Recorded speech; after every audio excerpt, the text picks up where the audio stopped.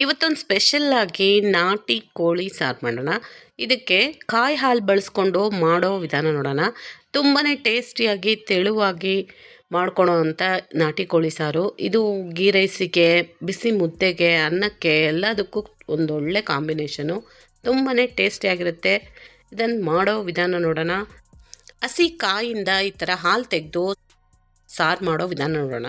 ಇಲ್ಲಿ ಒಂದು ಕೋಳಿ ತೊಗೊಂಡಿದ್ದೀನಿ, ಎಳೆದಿದೆ ಸ್ವಲ್ಪ, 1/4 kg ಅಷ್ಟು. ಶುಂಠಿ ಬೆಳ್ಳುಳ್ಳಿ ಪೇಸ್ಟು, ಹಸಿಮೆಣ್ಸಿನ್ಕಾಯಿ, ಈರುಳ್ಳಿ, ಟೊಮೊಟೊ. ಇಲ್ಲಿ ಮಸಾಲೆಗೆ ಈರುಳ್ಳಿ, ಹಸಿಮೆಣ್ಸಿನ್ಕಾಯಿ, ಒಂದು ಟೊಮೊಟೊ, ಕೊತ್ತಂಬರಿ ಸೊಪ್ಪು, ಕಾಳುಮೆಣಸು ಮತ್ತು ಚಕ್ಕೆ, ಲವಂಗ ತೊಗೊಂಡಿದ್ದೀನಿ. 4 ಲವಂಗ, ಒಂದೇ 1 ಇಂಚು ಚಕ್ಕೆ ತೊಗೊಂಡಿದ್ದೀನಿ, ಸಾಕು ಇಷ್ಟು ಮಸಾಲೆ ಇದಕ್ಕೆ. ಈರುಳ್ಳಿ ಅರ್ಧದಷ್ಟು, 4 ರಿಂದ 5 ಹಸಿಮೆಣ್ಸಿನ್ಕಾಯಿ, 1 ಟೊಮೊಟೊ. ಇಲ್ಲಿ ಪೆಪ್ಪರ್ ಪುಡಿ, ಪೆಪ್ಪರ್ ಕಾಳು 1 ಸ್ಪೂನಷ್ಟು ತೊಗೊಂಡಿದ್ದೀನಿ. ಈ ಮಸಾಲೆ ರುಬ್ಬಿಟ್ಕೊಂಡಿದ್ದೀನಿ. ಈಗ ಹಸಿ ಕಾಯಿ ಫ್ರೆಶ್ ಆಗಿ ಹೊಡೆದು ಹಚ್ಕೊಂಡಿರೋವಂಥ ಕಾಯಿ ತೊಗೊಂಡ್ರೆ ಚೆನ್ನಾಗಿ ಹಾಲು ಬರುತ್ತೆ, ಸಾರು ಟೇಸ್ಟ್ ಚೆನ್ನಾಗಾಗತ್ತೆ. ಇದನ್ನು ಒಂದು ಮಿಕ್ಸರ್ ಜಾರಿಗೆ ಹಾಕ್ಕೊಂಡು ನೈಸಾಗಿ ರುಬ್ಕೋಬೇಕು. ಸ್ವಲ್ಪ ನೀರು ಹಾಕ್ಕೊಂಡು ಅದಕ್ಕೆ ಎಷ್ಟು ಬೇಕೋ ಅದಕ್ಕೆ ಅಷ್ಟು ಹಾಕ್ಕೊಂಡು ರುಬ್ಬಿದ್ದೀನಿ ನೋಡಿ, 1 ರೌಂಡು. ಇದಕ್ಕೆ ಇನ್ನೊಂದು ಸ್ವಲ್ಪ ನೀರು ಹಾಕ್ಕೊಂಡು ಇದನ್ನು ಫಿಲ್ಟ್ರ್ ಮಾಡ್ಕೊಳ್ಳೋಣ. ಈ ಥರ ಸೋಸ್ಕೋಬೇಕು. ಇದನ್ನು ಮತ್ತೆ 2-3 ಸಾರಿ ಇದನ್ನು ರುಬ್ಬಿ ತೆಗಿಬೇಕು. ಹಾಲು ಇನ್ನೂ ಚೆನ್ನಾಗೇ ಬರುತ್ತೆ. ಇಲ್ಲಿ ನಾನು 2 ಸಾರಿ ರುಬ್ಕೊಂಡು ಹಾಲು ತೆಕ್ಕೋತಾ ಇದ್ದೀನಿ. ಗಟ್ಟಿಯಾಗಿರುತ್ತೆ ಇದಾದರೆ.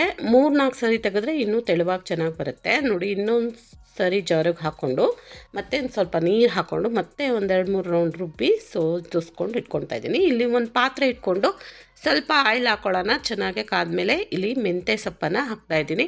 ನಾನು ಪ್ರತಿ ನಾನ್ ವೆಜ್ ರೆಸಿಪೀಸ್ಗೆಲ್ಲ ಮೆಂತ್ಯ ಸೊಪ್ಪನ್ನು ಬಳಸ್ತೀನಿ. ನಿಮ್ಗೆ ಇಷ್ಟ ಇಲ್ಲ ಅಂದರೆ ಸ್ಕಿಪ್ ಮಾಡ್ಕೋಬೋದು, ಇಲ್ಲ ಕಸ್ತೂರಿ ಮೆಂತ್ಯನ ಯೂಸ್ ಮಾಡ್ಕೋಬೋದು ಇದ್ರ ಬದಲಾಗಿ. ಈಗ ಫ್ರೆಶ್ಶಾಗಿ ಹಾಕೋದ್ರಿಂದ ಒಂದೊಳ್ಳೆ ಟೇಸ್ಟ್ ಕೊಡುತ್ತೆ, ಹಾಗಾಗಿ ನಾನು ಇದನ್ನು ಬಳಸ್ತಾ ಇದ್ದೀನಿ.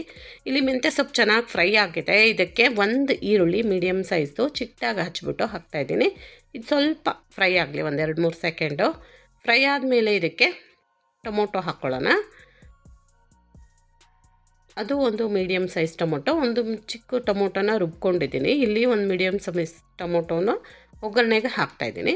ಹಾಕ್ಕೊಂಡು ಇದನ್ನು ಚೆನ್ನಾಗೆ ಮತ್ತೆ ಫ್ರೈ ಮಾಡ್ಕೊಳ್ಳೋಣ. ಈರುಳ್ಳಿ ಟೊಮೊಟೊ ಎಲ್ಲ ನೋಡಿ ಫ್ರೈ ಆಗಿ ಗೊಜ್ಜು ಥರ ಆಗಿದೆ. ಈ ಥರ ಆದರೆ ಟೇಸ್ಟು ಚೆನ್ನಾಗಿ ಬರುತ್ತೆ ಸಾರು ಗ್ರೇವಿ. ಇಲ್ಲಿ ಚಿಕನ್ನ ನೀಟಾಗಿ ವಾಶ್ ಮಾಡಿ ನೀರನ್ನು ನೀಟಾಗಿ ಬಸ್ಕೊಂಡು ಇಟ್ಕೊಂಡಿದ್ದೀನಿ. ಇದನ್ನು ಇದಕ್ಕೆ ಹಾಕ್ಕೊಂಡು ಎಳೆದಿದೆ, ಇದು 1/4 kg ಅಷ್ಟಿದೆ ಚಿಕನ್ನು.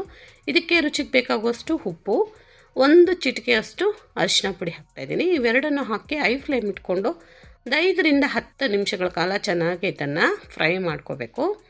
ಈ ಥರ ಫ್ರೈ ಮಾಡೋದ್ರಿಂದ ಚಿಕನ್ ಬೇಗ ಬೇಯುತ್ತೆ, ಟೇಸ್ಟು ಚೆನ್ನಾಗಾಗುತ್ತೆ. ಇದಕ್ಕೆ 4 ರಿಂದ 5 ಹಸಿಮೆಣಸಿನ್ಕಾಯಿ ಮತ್ತು 1 ದೊಡ್ಡ ಸ್ಪೂನಷ್ಟು ಬೆಳ್ಳುಳ್ಳಿ ಶುಂಠಿ ಪೇಸ್ಟನ್ನು ಹಾಕ್ತಾಯಿದ್ದೀನಿ.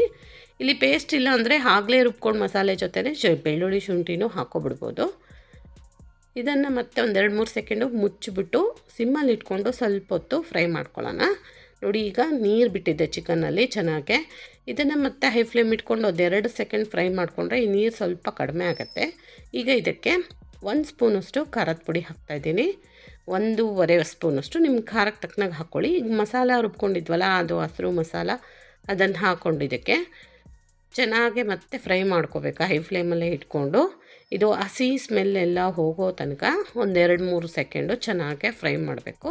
ಈಗ ನೋಡಿ ಫ್ರೈ ಆಗಿ ಆಯಿಲ್ ತೆಲ್ತಾ ಇದೆ. ಈಗ 1 ಸ್ಪೂನಷ್ಟು ಧನಿಯಾ ಪುಡಿ ಹಾಕ್ತಾಯಿದ್ದೀನಿ. ಇದು ಮನೇಲೇ ಮಾಡಿದಂಥ ಧನಿಯಾ ಪುಡಿ. ಇದನ್ನು ಮಾಡೋ ವಿಧಾನ ನಾನು ನೆಕ್ಸ್ಟ್ ವಿಡಿಯೋದಲ್ಲಿ ಹಾಕ್ತೀನಿ. ಇಲ್ಲಿ ಕಾಯಿಯಿಂದ ತೆಕ್ಕೊಂಡಂಥ ಹಾಲು, ಕಾಯಿ ಹಾಲನ್ನು ಈಗ ಹಾಕ್ಕೊಳ್ಳೋಣ. ಹಾಕ್ಕೊಂಡು ಐ ಫ್ಲೇಮಲ್ಲೇ ಇಟ್ಕೋಬೇಕು. ಇದನ್ನು ನಿಧಾನವಾಗಿ ಮಿಕ್ಸ್ ಮಾಡ್ಕೋಬೇಕು. ಇದು ಹಾಲು ಒಡೆಯೋ ಚಾನ್ಸಸ್ಸು ಇರುತ್ತೆ. ಒಡೆಯದೇ ಇರೋ ಥರ ಇದನ್ನು ನಿಧಾನವಾಗಿ ಮಿಕ್ಸ್ ಮಾಡಿಕೊಂಡು 2ನೇ ರೌಂಡಲ್ಲಿ ತೆಗೆದಿರೋ ಹಾಲು ನೋಡಿ ಇದನ್ನು ಇದಕ್ಕೆ ಹಾಕೋತಾ ಇದ್ದೀನಿ. ಹಾಕಿ ಮುಚ್ಚಿ ಒಂದು 5 ನಿಮಿಷ ಸಿಮ್ಮಲ್ಲಿ ಇಟ್ಕೊಂಡು ನಿಧಾನವಾಗಿ ಬೇಯಿಸ್ಕೋಬೇಕು.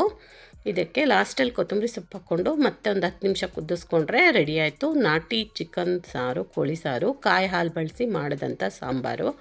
ತುಂಬಾ ಟೇಸ್ಟಿಯಾಗಿರುತ್ತೆ. ಇದು ಗೀ ರೈಸ್ ಜೊತೆ ತುಂಬ ಟೇಸ್ಟಿಯಾಗಿ ಬರುತ್ತೆ. ನನ್ನ ವಿಡಿಯೋಗೆ ಪ್ಲೀಸ್ ಒಂದು ಲೈಕ್ ಮಾಡಿ, ಶೇರ್ ಮಾಡಿ, ಸಬ್ಸ್ಕ್ರೈಬ್ ಮಾಡಿ.